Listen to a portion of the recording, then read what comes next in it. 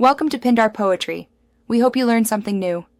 Open Forza Horizon 5 settings and navigate to Controller Controls to begin setup.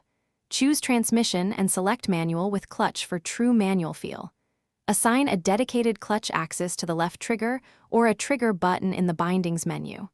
Set the clutch dead zone to about 5% to prevent accidental engagement from slight trigger travel. Lower clutch sensitivity, so the first quarter of the trigger equals 25% clutch engagement.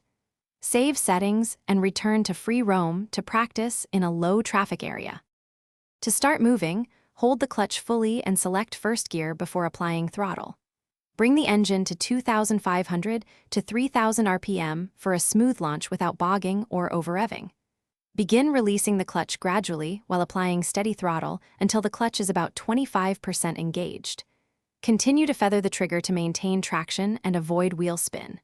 For upshifts, press the clutch, move the paddle, and allow roughly 1 second of clutch disengagement before reapplying throttle. Shift around 5,500 RPM on most tuned cars for optimal When slowing, press the clutch and shift down while blipping the throttle to match engine RPM and prevent driveline shock. Practice a simple heel-toe technique. Brake, hold the clutch, and use a short throttle blip to bring revs to roughly 3,000 RPM before releasing. For downshifts, aim to release the clutch smoothly into the lower gear to avoid jerky transitions and wheel lock. If you feel a stall, give a quick throttle blip while increasing clutch engagement above 1/4 to keep the engine alive.